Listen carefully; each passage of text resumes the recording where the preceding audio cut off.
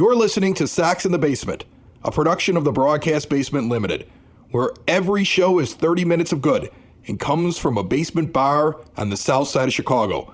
Pull up a stool, pour a cold one, and join us right now for Sox in the Basement.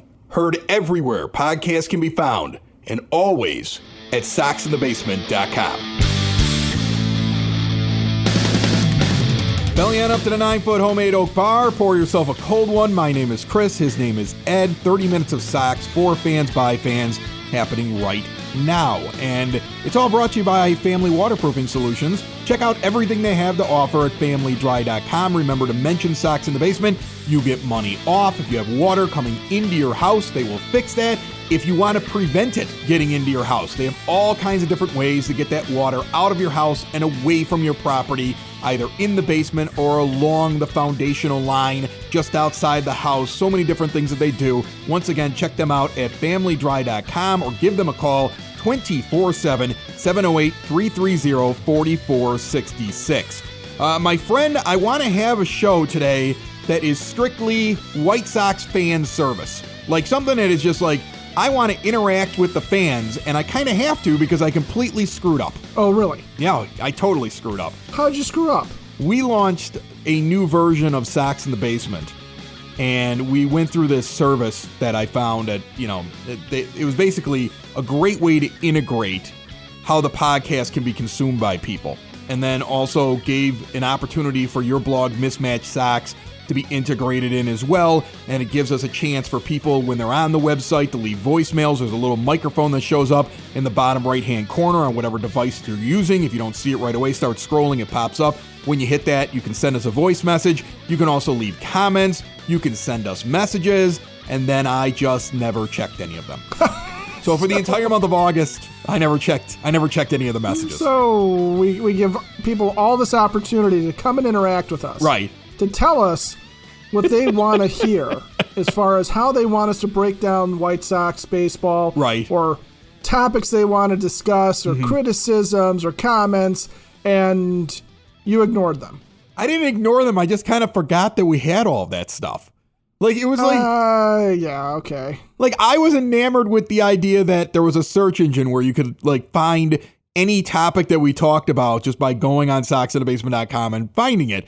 And it would list all the shows with, like let's say you wanted to hear everything that we ever did with Scott Merkin from MLB.com, who covers the White Sox. You could just punch it in. All of the Scott Merkin interviews just pop up. I thought that was really cool. I was kind of into the little voice message thing in the bottom right-hand corner, so I stopped checking the phone line that we have set up because there's two different ways to contact us, and some people are still calling 708-459-8406 from their phones, and I wasn't checking that.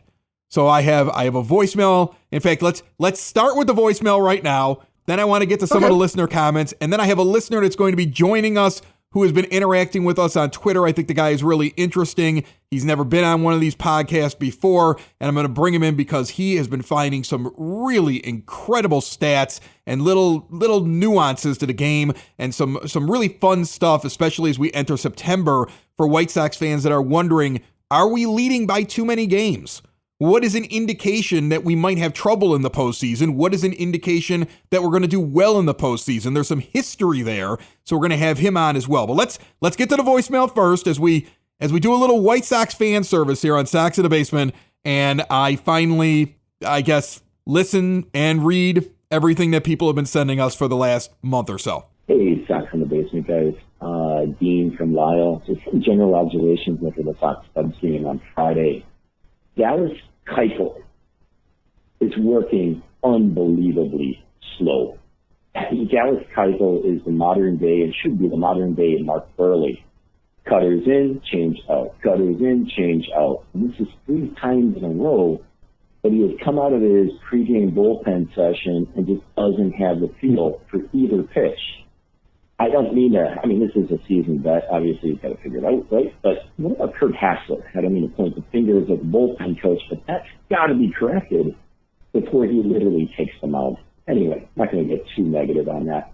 Other observations on the Sox game, yeah, you spot them 6, and then you put the shellacking on and you beat the crap out of them. I don't know if I can say that. But what's the difference in the White Sox approach last night? 9 walks. And it has got to be next man up mentality. So when you take the walk, you have the ability. There's firepower throughout this lineup for plenty of our RBI opportunities. Anyway, sorry, this is coffee kicking in on Saturday morning. Have a great day. And as always, go White Sox. That's one of the most recent ones. That's over this weekend. And it was right after the first game of the Cubs series where it was like a football score. Remember that? Sox scored, I think, 17 runs. So before we get to the first point, what he's talking about there is interesting. He's saying they drew a lot of walks. And because they drew a lot of walks and they were working the count, there were more guys on base for those big moments when all of a sudden runs are scoring. There's something to that. I've always felt like walks do increase the output of your offense. That's one of the things that makes Yasmani Grandal so good. It was also the first time that Grandal was back in that lineup, and I think he adds such an interesting dynamic to your team because he is not going to swing at anything unless you put 3 of them clearly in the zone. And if you put them in the zone, he's got a great chance of getting a big hit or lifting it completely out of the ballpark, right? Well, yeah, and you do certain things when you get a walk. First of all, you can take the pitcher out of the windup into the stretch. You can make it so that the pitcher is now looking for the zone and they're trying to figure out, because you watch the games and watch how often a catcher will turn around or kind of, you can tell he's sort of saying something to the ump, or the pitcher, slaps at the ball when it's thrown back to him because he's mad because he thought he hit a spot and he's not getting his pitches.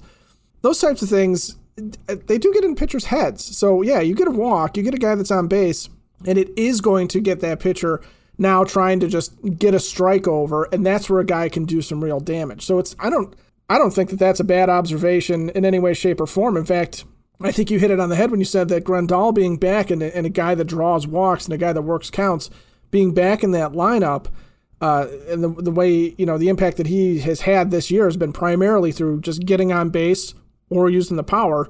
It showed over the weekend. I grant you it's the Cubs that they were playing, but still, that is still an offensive outburst that you would expect from a team that is going places and should be taking care of business against a team like that. It should have been football scores all weekend. So the first part of his comments had to do with Dallas Keuchel. And Dallas Keuchel's terrible. Dallas Keuchel admitted the last time he got in front of people after his last start that he's terrible. He's got a whip over 1.40. He's at, I think, 1.412 right now, over 136 and 2/3 innings pitched. He's got an ERA of 5. His wins above replacement per Baseball Reference is 0.1. That's bad. Like, at least he's not a negative impact, but pretty much you can bring up anybody, because that's wins above replacement level player, right? You could bring up anybody and have him be the 5th starter, and they should theoretically do the exact same that Dallas Keuchel is doing. What that's saying is that AAA players ready to go are equal to Dallas Keuchel right now. So it's been terrible. His question is, do you think it's because of the fact that he's taking a lot of time on the mound? I've noticed that as well, and I think that when a pitcher's doing bad, he gets into his own head. And now he's out there talking to himself, and he's trying to be perfect. I mean, Keuchel seems to know now that he's the 5th starter. He made comments the other day indicating that he completely understands that he probably does not have a spot on the postseason roster, at least as a starter, and that he's playing over the next month for an opportunity to start in a playoff game, and he might not even make the playoff team. He seems to be very aware of that. So that's got to really hurt his ego a little bit. So do you think it's the speed? You think he's in his own head? Do you think he's fixable? Well, that's the problem, right? You can make a case that a guy who works slow versus, the idea that he should be the new Mark Burley. That's a nice comment there, cutter in, change up down, because the profile seems to fit, right? Keuchel is that kind of a guy. He throws pitches that need to move. They are not all that fast anymore. They are, intended to throw hitters off balance and get them to induce weak contact. He's just not doing it anymore. Right, and he pitches the contact. I mean, he only has 5.5 strikeouts per 9. So, I mean, like, this isn't the kind of guy that's going to go out there and whiff 10 guys. It's not what he is, and Burley was just like that as well. So I get the comparison, the idea that, why isn't he just moving a little bit quicker and jumping all over batters, because it's not like he has knockout stuff, where he can sit there and they can prep for him to throw the ball. Like, he might as well just start peppering it in there and keep them off balance. Well, yeah, and so to the point about his strikeout numbers. Okay, so this year his strikeouts per 9 innings is 5.5. His walks per 9 innings is 3.1, which is not too far off of where he's been in the past in his career. It's higher than he was when he was with the Astros and at his best. So he has, one, put more guys on base via the walk than you really want him to. He is also not striking out guys nearly at the pace he was, where he used to be in the 6.7 to 7.7 range. In his Cy Young year, it was 8.4. He had, more strikeouts that year than any other time in his career. But that all said, what that shows you is that, one, he's not getting whiffs. Two, he's not getting guys out by getting them to chase stuff. So he does have to pitch to contact. He does have to do stuff to throw the batters off. And it doesn't necessarily mean working faster. It just means finding a rhythm that screws with the hitter's timing. And that's really what it is. Now, is he fixable? Honestly, I don't know. Because if you look at it, you go back, say, to 2018, his last year in Houston, right? And that was something of a down year for him. Wasn't great as far as his peripheral numbers. His whip was 1.314. He goes to Atlanta in that partial season in 2019. He's got a 1.367 whip. Comes back last year in the short season, has a fantastic season, right? Just amazing last year. And then this year he's bad again. It's possible that this is just Dallas Keuchel not being able to adapt to the downslide of his career. And lefties tend to hang around longer, I think, because you get that soft tossing lefty thing going on where they do throw guys off. They throw, sometimes, think back to Jamie Moyer, for example, who at the end of his career was being successful as a member of the Phillies for, or wherever he was pitching, because I think he pitched for pretty much every team except the Sox. But what he was doing, he was basically throwing a fastball that was below changeup speed by every other pitcher's measurements, and then a changeup that was so slow it was practically an ephus going up there in terms of velocity, and it was throwing guys off. So Keuchel is somewhere in between that. He's not that extreme Jamie Moyer, I'm throwing it so slow you don't know what to do with it, but he's also not at his old self where clearly he was able to get strikeouts and he was able to get stuff in the zone and get guys swinging at it. So is that something that can be fixed? Yeah, but he's got to probably come up with an entirely new game plan. So if he wants to work quicker and that does it, fantastic. If he needs to ditch a pitch and find something else that works, great. If this is what he is going forward, then yeah, he has at least got the self-awareness to understand that Jonathan Stever could come up here and do the exact same thing. Or, Mike Wright Jr. could have been in the rotation the entire year, done this entirely without paying $18 million a year. Frankly, if I'm a Sox fan, I'm a little less worried about them fixing Dallas Keuchel because I don't think they will use 5 pitchers in the postseason. And I don't know that he's going to be on the postseason roster because he may not be useful out of the bullpen. I would be more worried about having to carry his salary forward next year and trying to figure out what to do with him in 2022 when he still has, $18 million coming to him and may not be a viable candidate to stay in the rotation. Sox in the Basement listeners, do the hard work. And if you're a hardworking man or woman on the South Side, you need to be outfitted properly. And that's why you should visit Red Wing Shoes in Evergreen Park, New Lenox, and Geneva. A work boots specialty store that carries sizes from 6 to 16 and feet as wide as 4E. A 115-year-old company that came out of Red Wing, Minnesota. And one of its largest stores in the entire Midwest is in Evergreen Park, Illinois, ever since 1976. When you're on your feet, the footwear is everything. So why not get an expert fitting? They warranty, repair, and offer free conditioning with laces. And they also carry Carhartt work clothing as well. Located at 3347 West 95th Street in Evergreen Park, Illinois, at 208 East Maple Street on Route 30 in New Lenox, or at 1749 South Randall Road in Geneva. Visit them today. You work hard. You've earned it. Red Wing Shoes. And the White Sox, by the way, a couple games over 500 in August. Not bad. Because I think in 05 they were 500 exactly. And everybody just keeps looking back at the last time they won a World Series going, are we on that same pace? They had a really good August, and they had a very, very tough stretch in there. But earlier on in the month, one of the many messages that I missed at soxinthebasement.com, and I promise if you go and leave messages now or, use the voicemail option or type something in, whatever you do, I will check this now regularly. I will never do this again. Chaz wrote on August the 6th, and it still applies now, because he was talking about Dallas Keuchel even back then. I want to suggest something you might not like. What do you think about moving one of our starters, like Dallas Keuchel, into the bullpen and moving a pitcher like Kopech into the starting rotation? I've seen similar things over the years. He indicates later on in this message that he's been a White Sox fan since the 1960s. He thinks there's other guys that are capable of filling in that fifth starter role. Now, I agree with part of that, Ed, because we've talked with people in the past here on Sox in the Basement. I think Don Paul's brought it up on this show. We've talked with pitching coaches before who have come on and they've done some training with the White Sox. I want to say a gentleman by the name of Eric Minshaw was on about a year ago, right around the time that Don Cooper was gone. And he talked about Coop and his career, and one of the lessons that he learned from him was sometimes a guy just needs to go into the bullpen and work things out. So I get that idea. Michael Kopech's not coming out of the bullpen, though. That's his role. That's his role for this year. They're not making any change on that, so that's not even a possibility. But would Keuchel be served working in small doses without the pressure of having to start a game and thinking to himself, man, I got to go 6 or 7, and instead coming in and dealing with 1 inning or 2 innings just for a couple of weeks to get himself straight? Do you think that would benefit him?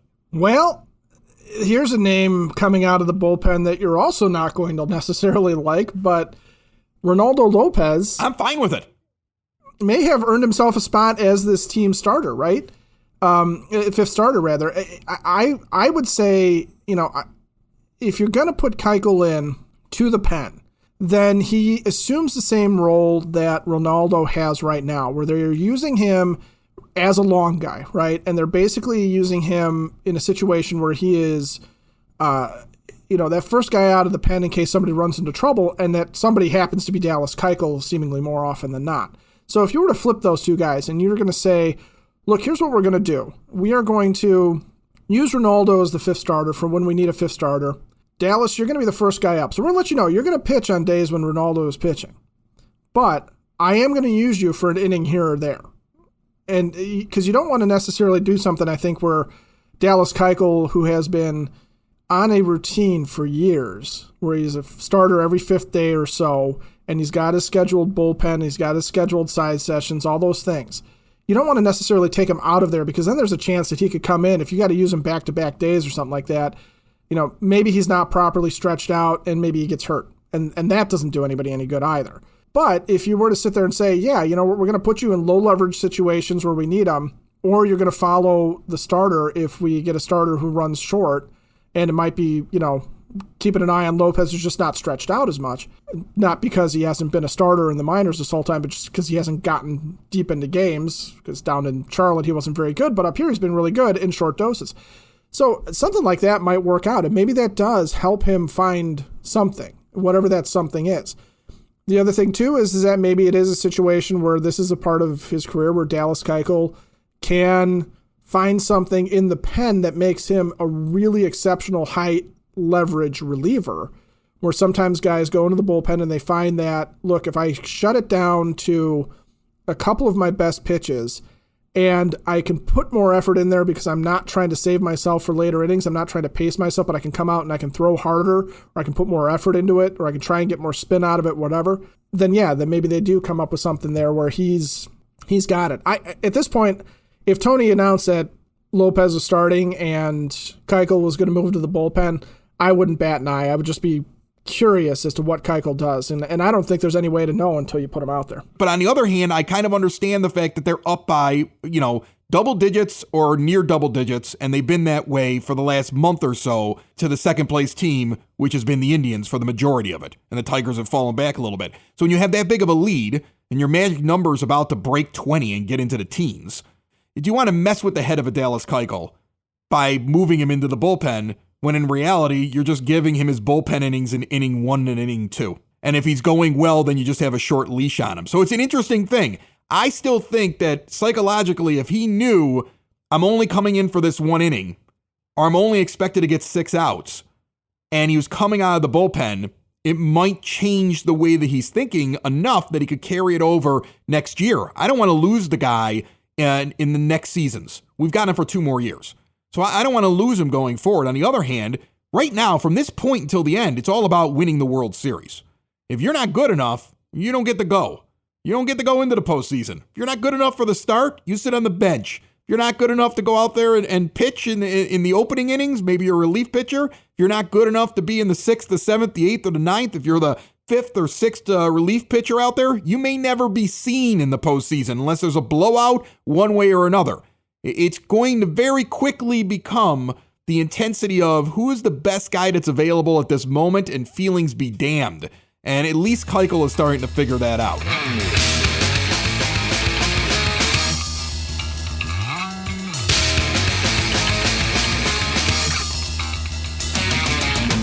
Final month of the regular season and then the postseason, and the place to be is Cork and Kerry at the park in the shadow of the ballpark at 33rd and Princeton. Indoor-outdoor seating, a beautiful bar. It's even longer than the 9-foot homemade oak bar that we do the show from. Much longer than that. All right, they've got a full bar, craft beer on tap, as well as all the favorites. They have an incredible menu with award-winning burgers. They're going to get you the food right away. You're not going to stand in line forever. You're going to eat good, well-prepared food at a great price. You're going to sit down, have a couple of beers or a drink at a great price before you head into the ballpark, where it's a little bit more expensive. Why not pregame over at Cork and Kerry at the park, a Southside tradition, postgame there as well. If they're on the road, watch the game from the Cork. Once again, 33rd in Princeton. You can check out everything they have to offer, including that incredible menu at corkandkerryatthepark.com. One guy that I found on White Sox Twitter, his name is Jay Kuda, and here's a guy that does not have a lot of followers, follows Sox in the Basement, has tweeted us every once in a while, and then when I go in and I take a look at what he does, he finds some of the most incredible stats and just these little nuanced things.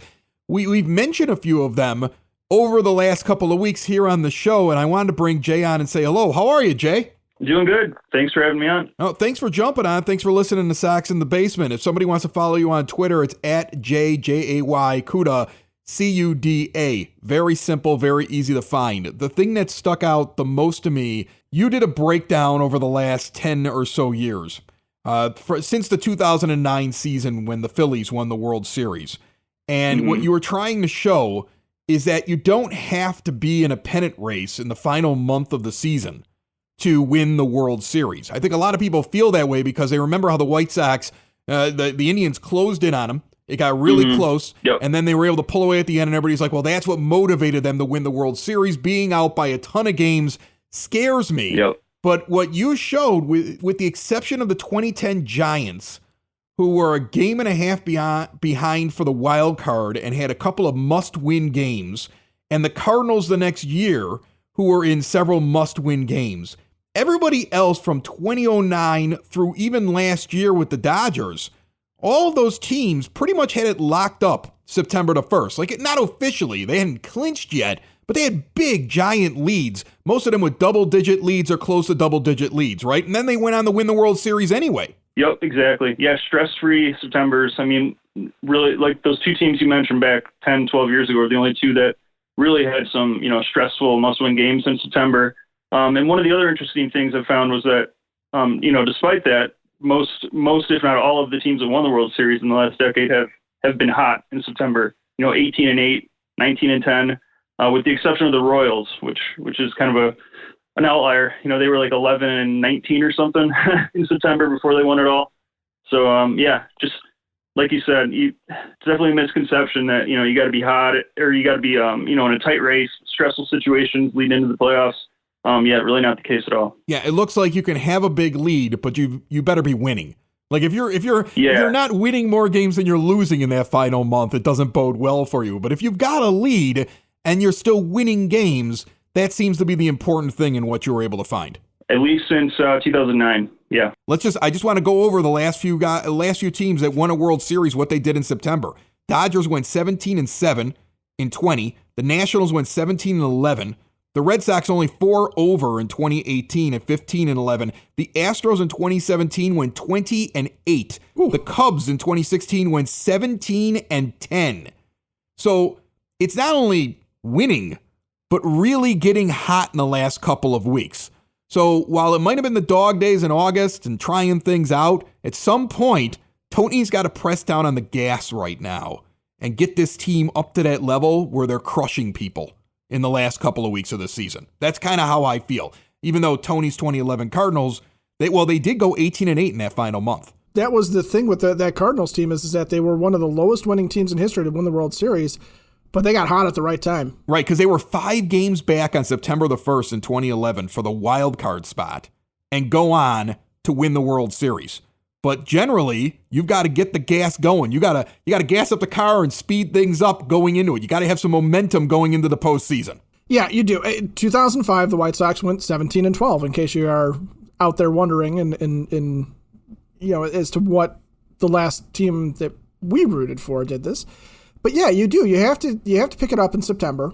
You can have a bad August. You can have the dog days. You just got to maintain your lead if you can, or even if you fall a little bit behind, it's fine. You just have to. It is really who wins it in the end. Because if, say, the Tigers right now were to go on some incredible streak, even though the Sox have that double-digit lead, if they don't keep pace, they're still going to fall behind them, right? So you have to really hope that what you started to see as the calendar turns over from the end of August and into it. And again, we're talking about in August where they finished above 500 in what was going to be the toughest stretch.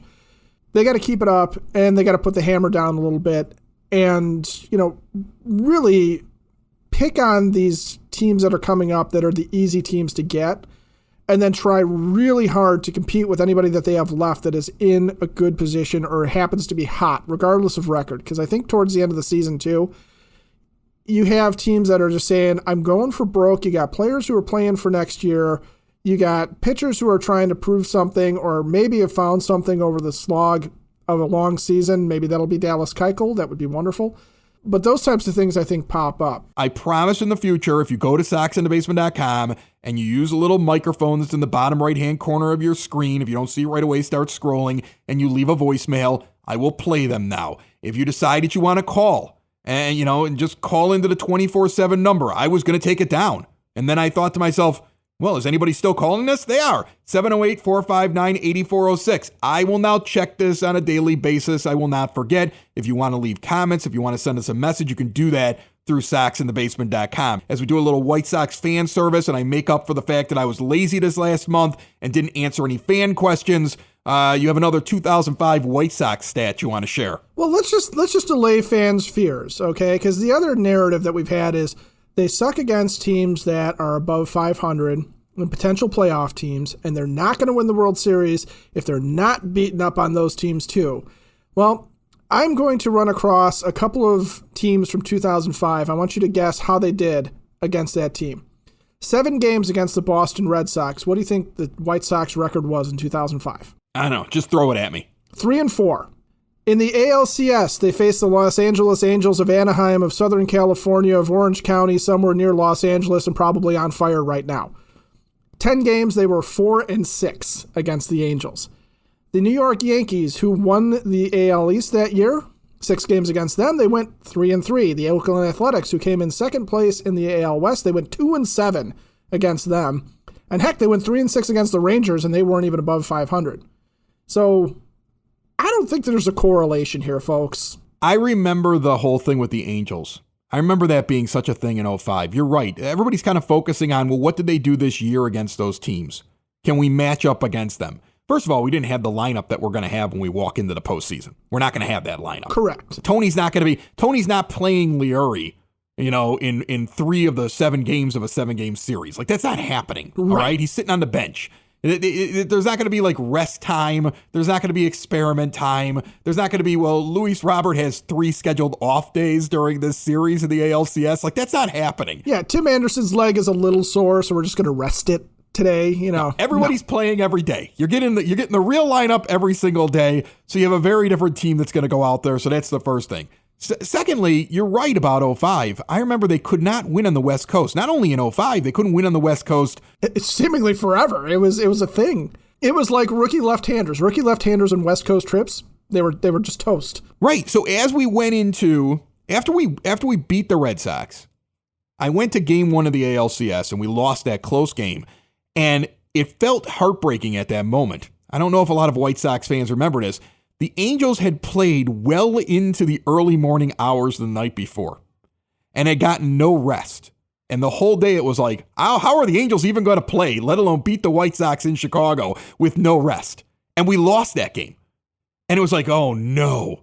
And then, and then game 2, everything was falling apart until the Przinsky play, where the ball may or may not have hit the ground before it got to the catcher on the swing and the drop third strike and whatever. And as far as I'm concerned, I don't care if it hit the ground or not. AJ Przinsky's my hero for that play. Exactly. But you're 1-1 and you get a day off. And I've told this story before, but I don't know if a lot of people have heard it. It's been a while since I've told it. I'm working on the near north side at that time, and I'm taking a metro after I connect to, downtown at LaSalle Street Station. I'm going into Beverly where I'm living with my wife, and she's about to have our first child in 2005. Okay. That child is a sophomore in high school now. That's how long it's been. And she's about a month away from having that child. I'm on the train, and there's this old guy on the train I've never seen before, Ed. Never seen him in my life. He's just looking at me. I'm wearing my White Sox stuff. I'm like reading the newspaper because there are no smartphones. So I'm reading the newspaper over and over again, just like breaking down stats, on what's going on, like getting ready for game 3. And as I get off the train, he's standing next to me, and I have to wait for the train to go by before I can cross the tracks. And he goes, they're gonna win the next 3 games in Anaheim. And I turn to him and I go, you're out of your mind. They never win in Anaheim. Like, we're just trying to steal a game so we can get back to Chicago. That's like all we're doing. We just need to steal a game because they took a game from us. Win 3? We'd be lucky if we won 2 in Anaheim. I went in this big diatribe as I'm waiting for this train to go, right? And this calm old man is just looking at me. And as the train starts to move, he goes, trust me, they're going to win all 3 games in Anaheim. The train moves. I start walking across the tracks. I realize he's not next to me as I'm talking to him. I turn around. He's gone. He's absolutely gone. He didn't walk off any other direction. I could see all around me. He's gone. I've always said that a baseball angel stood next to me and calmed my nerves that day because I didn't believe it was possible to win 2 games. I was hoping for 1 in Anaheim. That's how bad they were against the Angels. And they went out there and won all 3 of them. They were a completely different team. The playoffs is a different animal. If you don't believe me, ask the Minnesota Twins how the playoffs is different for them than the regular season when they keep going to the playoffs. It's very different, and it could swing the other way as well.